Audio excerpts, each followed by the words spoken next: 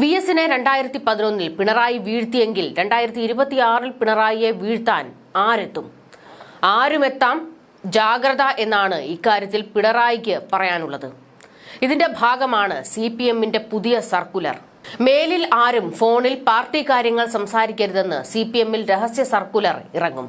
ഇക്കാലത്ത് എല്ലാ smart ഫോണുകളിലും recording സൗകര്യമുണ്ടെന്നും phone സംഭാഷണം റെക്കോർഡ് ചെയ്ത് പ്രചരിപ്പിക്കാൻ സാധ്യതയുണ്ടെന്നുമാണ് പാർട്ടി ഉന്നതർ സംശയിക്കുന്നത്. തൃശൂരിലെ പ്രധാന CPIM നേതാക്കൾ അനധികൃതമായി സ്വത്ത് സമ്പാദിക്കുന്നു എന്ന വാദവുമായി പുറത്തുവന്ന ശബ്ദരേഖയാണ് നേതാക്കളെ വിറപ്പിക്കുന്നത്. ഇലക്ഷൻ ഏതാനും രാപ്പകലുകൾ മാത്രം ബാക്കിയുള്ളപ്പോഴാണ് പാർട്ടിക്കുള്ളിൽ നിന്നും തന്നെ കതിനാവെടി പൊട്ടിയത്. ഇതെങ്ങനെയെന്ന് എത്ര ആലോചിച്ചിട്ടും നേതാക്കൾക്ക് പിടികിട്ടുന്നില്ല.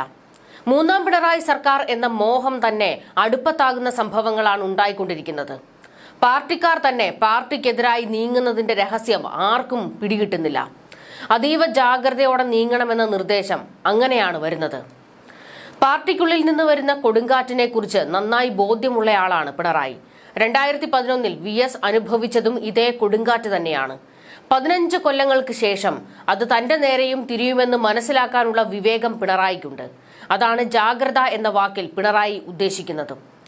ശരത് പ്രസാദിന് പിന്നിൽ ചില CPM നേതാക്കൾ ഉണ്ടെന്ന് പിണറായിക്ക് വ്യക്തമായി അറിയാം. പക്ഷേ അത് കണ്ടെത്താനാവുന്നില്ല. തൃശൂരിലെ ആരോപണങ്ങൾ അടിസ്ഥാനരഹിതമെന്ന് LDF കൺവീനർ TP രാമകൃഷ്ണൻ പ്രഖ്യാപിച്ചുവെങ്കിലും പാർട്ടിയിൽ ഇതുണ്ടാക്കിയ കോലാഹലങ്ങൾ അവസാനിക്കുന്നില്ല. പാർട്ടിക്കകത്ത് ആരോപണങ്ങളോ പ്രശ്നങ്ങളോ ഇല്ലെന്നും ശബ്ദരേഖ പരിശോധിച്ച് തീരുമാനമെടുക്കുമെന്നും TP രാമകൃഷ്ണൻ പറഞ്ഞിരിക്കുന്നത് ജനങ്ങൾക്കിടയിൽ തെറ്റിദ്ധാരണ പരത്തുകയാണ്. AC മൊയ്തീനെയും MK കണ്ണനെയും കരിവാരി തേക്കാനാണ് ശ്രമമെന്നും TP രാമകൃഷ്ണൻ കൂട്ടിച്ചേർത്തു. പോലീസിനെതിരെ ഉയർന്ന ആരോപണങ്ങൾ സർക്കാർ പരിശോധിക്കുകയാണ്. ആരോപണം ഉയർന്നാൽ ഉടനെ പുറത്താക്കാൻ കഴിയില്ല. നിയമവ്യവസ്ഥ പാലിച്ച് നടപടിയെടുക്കും. ഒരു പരാതിയും സർക്കാർ മൂടിവെച്ചിട്ടില്ല എന്നും പലതും ഒറ്റപ്പെട്ട സംഭവങ്ങളാണെന്നും TP രാമകൃഷ്ണൻ പറഞ്ഞു. കുറ്റക്കാരായ ഉദ്യോഗസ്ഥർക്കെതിരെ കർശനമായ നടപടി ഉണ്ടാകുമെന്നും അദ്ദേഹം വ്യക്തമാക്കി. അതേസമയം തൃശൂരിലെ പ്രധാന CPM നേതാക്കൾ അനധികൃതമായി സ്വത്ത് സമ്പാദിക്കുന്നു എന്ന വാദവുമായി പുറത്തുവന്ന ശബ്ദരേഖയിൽ DYFI ജില്ലാ സെക്രട്ടറിയും CPIM ജില്ലാ കമ്മിറ്റി അംഗവുമായ VP ശരത് പ്രസാദിനോട് പാർട്ടി വിശദീകരണം തേടി. ശരത് പ്രസാദിനെതിരെ നടപടിയുണ്ടാകുമെന്ന സൂചനകളാണ് പുറത്തുവരുന്നത്. ആരോപണത്തിൽ വിശദീകരണം നൽകുന്നതിനായി ശരത്തിന് 3 ദിവസമാണ് പാർട്ടി നൽകിയിരിക്കുന്നത്.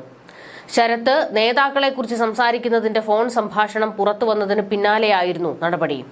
സംഭാഷണത്തിന്റെ വീഡിയോയും കയ്യിലുണ്ട് എന്നാണ് ശബ്ദരേഖ പുറത്തുവിട്ടവർ പറയുന്നത്. പാർട്ടിയിലെ തർക്കങ്ങളെ തുടർന്നായിരുന്നു ശരത്തിന്റെ ഓഡിയോ പുറത്തുവിട്ടത്. Kerala bank vice chairman MK Kannan, CPIM സംസ്ഥാന കമ്മിറ്റി അംഗം AC മൊയ്തീൻ MLA, കോർപ്പറേഷൻ സ്ഥിരസമിതി അധ്യക്ഷൻ വർഗീസ് കണ്ടംകുളത്തി തുടങ്ങിയവർക്കെതിരെയായിരുന്നു ശരത്തിന്റെ ആരോപണം. Sarath CPM Nadathara east local കമ്മിറ്റി അംഗമായിരുന്ന നിബിൻ ശ്രീനിവാസനോട് സംസാരിക്കുന്നതിന്റെ ശബ്ദരേഖയാണ് നിലവിൽ പുറത്തു വന്നിരിക്കുന്നത്. 1 മിനിറ്റ് 49 സെക്കൻഡ് നേരം നീണ്ടു നിൽക്കുന്ന ശബ്ദരേഖയാണ് പുറത്തു വന്നിരിക്കുന്നത്. 5 വർഷങ്ങൾക്ക് മുൻപത്തെ ഓഡിയോ ആണിതെന്ന് ആദ്യം പ്രതികരിച്ചിരുന്ന ശരത്ത് പിന്നീട് നിലപാട് മാറ്റുകയും താൻ ഇത്തരത്തിൽ സംസാരിച്ചിട്ടില്ലെന്നും ഓഡിയോ ആധികാരികമല്ലെന്നും വ്യക്തമാക്കി രംഗത്തെത്തിയിരുന്നു. എന്നാൽ ശരത്തിനോട് സംസാരിക്കുന്നത് താൻ തന്നെയാണെന്ന് നിബിൻ സ്ഥിരീകരിച്ചിട്ടുണ്ട്. സംഭവത്തിൽ മാധ്യമങ്ങളോട് പ്രതികരിച്ചതിന് നിബിനെ പാർട്ടിയിൽ നിന്ന് പുറത്താക്കിയിരുന്നു. ശരത്തും നിബിനും പാർട്ടിക്കാർ തന്നെയാണ്. MK കണ്ണനെയും മൊയ്തീനെയും പോലുള്ള നേതാക്കളെ കേരളത്തിന് നന്നായി അറിയാം. MK കണ്ണൻ മുഖ്യമന്ത്രിയുടെ വിശ്വസ്തനാണ്. അതുകൊണ്ട് ആണ് അദ്ദേഹത്തെ കേരള ബാങ്കിന്റെ ആദ്യ വൈസ് പ്രസിഡന്റ് ആക്കിയത്.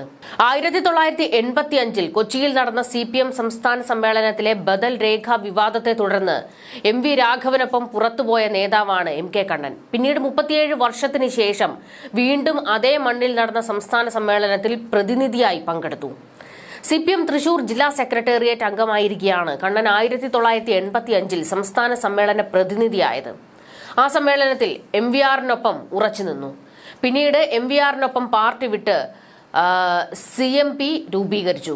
CMP സ്റ്റേറ്റ് സെക്രട്ടേറിയറ്റ് അംഗവും പാർട്ടി പിളർന്നപ്പോൾ അരവിന്ദാക്ഷൻ വിഭാഗത്തിന്റെ സംസ്ഥാന സെക്രട്ടറിയുമായി. 2019 CPM-ൽ തിരിച്ചെത്തി. ഇപ്പോൾ CPM സംസ്ഥാന കമ്മിറ്റി അംഗവും കേരള ബാങ്ക് വൈസ് പ്രസിഡന്റുമാണ്. MK കണ്ണനെ പാർട്ടിയിൽ തിരികെ എത്തിച്ചത് പിണറായി വിജയനാണ്. MV രാഘവനുമായി ഏറെ അടുപ്പം പുലർത്തിയിരുന്ന നേതാവാണ് പിണറായി വിജയൻ. കണ്ണൻ സഹകരണ മേഖലയിലെ അക്ഷരമാല പഠിച്ചത് MVR-ൽ നിന്നായിരുന്നു. കരുവന്നൂർ സഹകരണ ബാങ്ക് അഴിമതിയിൽ കണ്ണനെ ഇഡി ചോദ്യം ചെയ്ത ദിവസം സാക്ഷാൽ പിണറായി വിജയൻ രാമനിലയത്തിലെത്തി കണ്ണനെ കണ്ടിരുന്നു. ഏതാണ്ട് അരമണിക്കൂർ അടച്ചിട്ട മുറിയിൽ ഇരുവരും സംസാരിച്ചു. കടുത്ത മുഖവുമായി എത്തിയ കണ്ണൻ പിന്നീട് സന്തോഷത്തോടെയാണ് മടങ്ങിയത്. പിന്നീട് ഇഡിക്ക് മുന്നിലെത്തിയ കണ്ണൻ അസുഖം അഭിനയിച്ച് മടങ്ങി. അന്ന് കണ്ണനെ പിണറായി രക്ഷിച്ചു എന്നായിരുന്നു ആരോപണം. എന്നാൽ തനിക്ക് അസുഖമാണെന്ന് പറഞ്ഞിട്ടില്ല എന്ന് കണ്ണൻ പിന്നീട് പ്രതികരിച്ചു. തന്നെ ഇഡി വിട്ടതാണെന്നും പറഞ്ഞു. എപ്പോൾ വേണമെങ്കിലും ഇഡിക്ക് വിളിക്കാം, എങ്കിൽ പോകുമെന്നും കണ്ണൻ മാധ്യമങ്ങളോട് പ്രതികരിച്ചത്. മുഖ്യമന്ത്രി പിണറായി വിജയനുമായി രാമനിലയത്തിൽ നടത്തിയ കൂടിക്കാഴ്ചയ്ക്ക് എൻഫോഴ്സ്മെന്റ് ഡയറക്ടറേറ്റിന്റെ ചോദ്യം ചെയ്യലുമായി ബന്ധമില്ല എന്നും എം കെ കണ്ണൻ പറഞ്ഞിരുന്നു.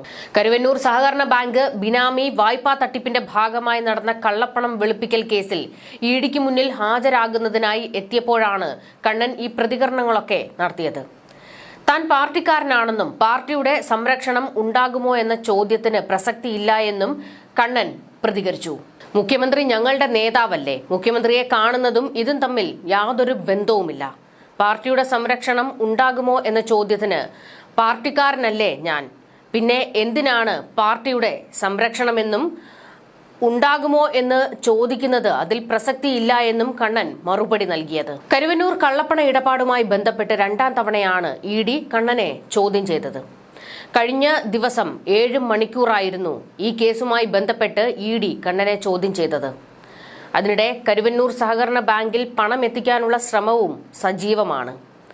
ബാങ്കുകളുടെ കൺസോർഷ്യം സമാഹരിച്ച 50 കോടി എത്തിക്കാനാണ് നീക്കം നടക്കുന്നത്. ഈ സമയത്തെല്ലാം പരാതികളുമായി നിരവധി പേർ പാർട്ടി ഓഫീസ് കയറിയിറങ്ങി. പക്ഷേ നേതൃത്വം അനങ്ങിയില്ല, ഒരക്ഷരം പ്രതികരിച്ചില്ല. പരാതി നൽകിയ പലരും പാർട്ടിക്ക് പുറത്തായി. ജില്ലാ സെക്രട്ടേറിയറ്റ് അംഗമായിരുന്ന AK ചന്ദ്രനാണ് പാർട്ടി കരുവന്നൂർ ബാങ്കിന്റെ ചുമതല നൽകിയിരുന്നത്. ചന്ദ്രൻ നേരത്തെ തന്നെ കേസിൽ പ്രതിയായി. പിന്നീട് ചന്ദ്രനെ പാർട്ടി പുറത്താക്കി.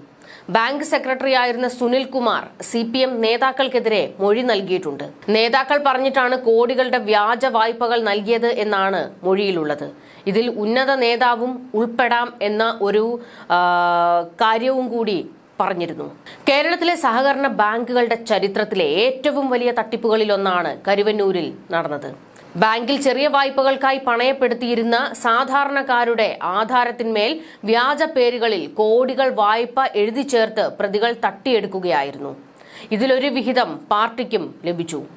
പ്രതികളുടെ അക്കൗണ്ടിൽ നിന്ന് പാർട്ടി ജില്ലാ, ഏരിയ, ലോക്കൽ കമ്മിറ്റികളുടെ അക്കൗണ്ടുകളിലേക്ക് പണം കൈമാറിയതിന്റെ രേഖകളും ഇഡി കണ്ടെത്തിയിട്ടുണ്ട്. കരുവന്നൂർ തട്ടിപ്പുമായി ബന്ധപ്പെട്ടാണ് തൃശൂരിലെ വിവാദമായ ഫോൺ സംഭാഷണം പുറത്തുവരുന്നത്. ഇക്കാര്യം പ്രത്യക്ഷമായി പറഞ്ഞില്ലെങ്കിലും ജില്ലാ നേതാക്കൾ അഴിമതിക്കാരാണെന്ന് പ്രാദേശിക നേതാക്കൾ പറഞ്ഞാൽ അതാണ് അർത്ഥമാക്കുന്നത്. ഇത്തരം പ്രസ്താവനകൾ പാർട്ടിയെ കുഴിയിൽ ചവിട്ടി താഴ്ത്തിയിരിക്കുകയാണ്.